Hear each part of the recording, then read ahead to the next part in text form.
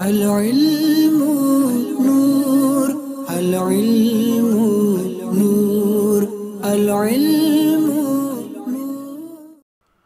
الحمد لله الذي أبدع الأفلاك والأرضين والصلاة على من كان نبيا وآدم بين الماء والطين وعلى آله وأصحابه أجمعين أما بعد فأعوذ بالله من الشيطان الرجيم بسم الله الرحمن الرحيم. Bienvenue dans la leçon numéro 1 de l'essentiel du Nahw. Dans cette première leçon, nous allons parler des modèles utilisés en sarf. Donc, le sarf nous enseigne comment les mots sont construits en arabe. D'accord ? Le sarf nous enseigne comment les mots sont construits en arabe et comment un mot peut être modifié pour exprimer un sens différent. D'accord ? Les mots arabes suivent des schémas ou des schèmes spécifiques appelés modèles. D'accord ? Appelés modèles. En connaissant ces modèles, ainsi que les règles du sarf, nous sommes en mesure de mieux comprendre la langue arabe. Depuis n'importe quel modèle, les lettres fa, ayn, lam représentent les lettres racines. Toutes les autres lettres sont des lettres supplémentaires. Elles font partie du modèle et ne changent pas. Alors, donc dans n'importe quel modèle, les lettres fa, ayn et lam représentent les lettres racines. Toutes les autres lettres sont des lettres supplémentaires, d'accord ? Donc on va voir de quoi on parle un petit peu plus tard. Donc nous désignerons la première lettre racine comme occupant la position fa, d'accord ? Occupant la position fa. La deuxième lettre racine occupant la position ayn et la troisième lettre racine occupant la position lam. Fa, ayn, lam, d'accord ? Fa, ayn et le lam. Ok ? Donc première position de la lettre racine, deuxième et troisième position. Alors, voici deux exemples, d'accord ?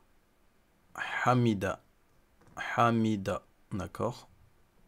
Hamida, ha, mim et dal, d'accord ?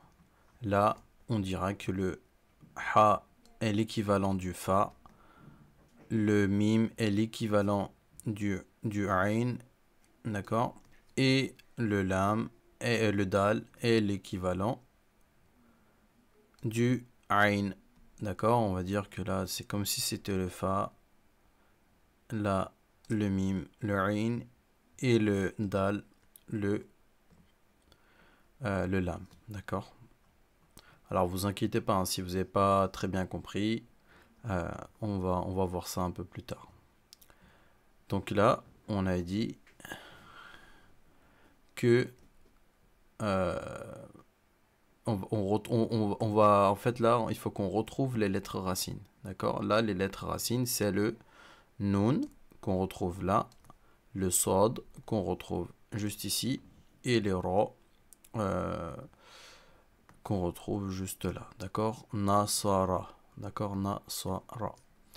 Et à partir des lettres racines, de ces trois lettres racines qui ont été identifiées, alors comment identifier des lettres racines, hein, ça on le verra aussi un peu plus tard, on peut dire que le mim et le waw ici sont des lettres supplémentaires.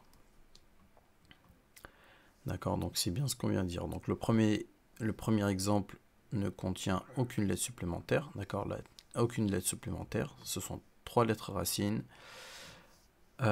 tandis que dans le deuxième exemple, les lettres mim et waw sont toutes les deux des lettres supplémentaires, d'accord. Alors, pour identifier ou pour déterminer le modèle auquel appartient un mot, il suffit de suivre 2 étapes simples. D'accord? Alors, très important, donc c'est de suivre ces 2 étapes-là. La première étape consiste à remplacer les lettres racines par fa, ayn et lam. D'accord? Ça, ces lettres-là sont à titre... sont des exemples pour nous. On va utiliser ces 3 lettres-là afin de déterminer les lettres racines. L'étape 2, c'est de garder toutes les autres lettres et les harakat inchangées. Inchangées, très très important, d'accord? Alors on va voir de quoi on parle. Ainsi, dans les mots appartenant au même modèle, les lettres qui changent sont les lettres racines. Et les lettres qui restent inchangées sont les lettres supplémentaires. C'est ce qu'on a vu, d'accord? Les lettres qui changent sont les lettres racines et les autres lettres sont des lettres supplémentaires. Alors on va voir de quoi on parle. Donc dans les exemples suivants, les lettres racines sont identifiées en bleu, tandis que les lettres supplémentaires sont en noir, d'accord? Donc ça en bleu, ça sera les lettres racines, d'accord? Hop. Les lettres racines et les lettres en noir sont les lettres supplémentaires. Donc là, vous voyez hamidun, on voit que le ha, mim et le dal sont des lettres racines et en noir, on a la lettre supplémentaire. Hamidun, fa'ilun. Là, ça c'est pareil. Ok. Fa'ilun, daribun. D'accord, là on retrouve, vous voyez le fa'ala, fa, ain, lam, ha, mim, dal, d'accord, là c'est l'équivalent. Fa'ilun, daribun, af'alu, ahmadu. On voit que ça c'est la lettre supplémentaire. Maf'ulun, mahmudun. Là, les deux en noir sont des lettres supplémentaires. Là, vous voyez, hein, ça se répète. Hein, c'est le alif, le hamza, le waou, le mim. D'accord? Maf'ulun, madroubun. Lettres supplémentaires. On a le fa'in, lam. Si on change ces 3 lettres-là par d'autres lettres racines, ça donne madroubun. D'accord? Vous voyez que le mim avec la fatha est resté inchangé. Le waouh avec le sukoun aussi pareillement inchangé, donc madroubun. D'accord, vous voyez pareil. Mim fatha, waouh sukoun et waouh sukoun ici. Donc là, af'alu, adrabu. Là, d'accord, c'est pareil. D'accord, alors si l'on te donne les lettres racines, tu es désormais capable de déterminer le modèle, donc le shem, de n'importe quel mot arabe. Cet outil est extrêmement utile dans l'étude du sarf. D'accord, dans le sarf.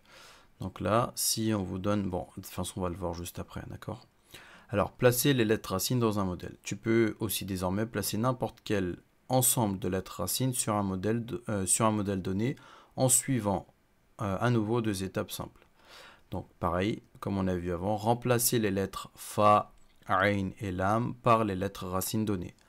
Et 2. Garder toutes les autres lettres ainsi que les harakat, signes, voyelles, inchangés. Par exemple, si tu souhaites placer les ensembles de lettres racines nasara ou khalaqa ou sadaqa dans le modèle fa'ilun, applique les 2 étapes et tu obtiendras les mots suivants. D'accord?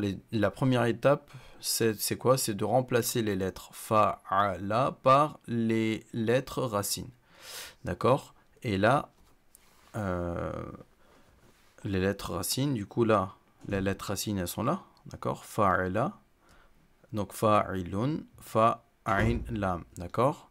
Et là, on nous a donné des lettres racines à remplacer justement par le fa'ain, lam. Là, on remplace le nun par le fa, le swad par le ain et le ra par le lam.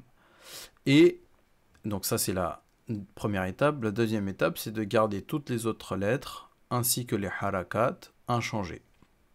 Là, on voit qu'il y a une seule lettre supplémentaire. Celle-là, on n'y touche pas. Donc, qu'est-ce que ça donne? Donc, là, fa par le noun, ça donne ça. Après, on voit qu'on a la lettre supplémentaire. On a dit quoi? On garde les autres lettres supplémentaires inchangées. Donc là, on met le alif. Et après, attention, ce que j'ai oublié de mentionner, c'est aussi les harakat, d'accord? Là, le fa, au-dessus, il y a une fatha. Donc là, on va retrouver cette même fatha. Donc, ce qu'on voit aussi, en dessous du ayn, là, il y a une kasra. Donc là, on va garder la kasra, et par contre, le ayn, on va le modifier par le swad. Donc ça fait nasir, nasi, et puis là, le lam, qu'on change tout simplement par le ra, d'accord? Nasirun, fa'ilun, nasirun. Et pareil du coup pour khalaqa. Donc il y a juste à changer là du coup les lettres racines, d'accord? Fa'ilun, khaliqun, fa'ilun, sadiqun. Donc voilà pour l'exercice pour la leçon numéro 1. Donc il y a une chose, parce que là alors c'est pas évident comme ça, parce que c'est la première leçon et on parle de choses un peu compliquées qui ne vous parlent pas tellement, mais une règle à retenir, c'est donc un dicton: j'entends et j'oublie, je vois et je me souviens, et je fais et je comprends. D'accord? Absolument faire les exercices pour comprendre. Une fois que vous allez appliquer, ça va rentrer petit à petit. Donc je vous laisse faire les exercices suivants.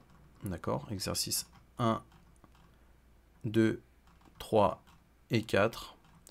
Et puis je vous dis à la prochaine leçon, Inch'Allah.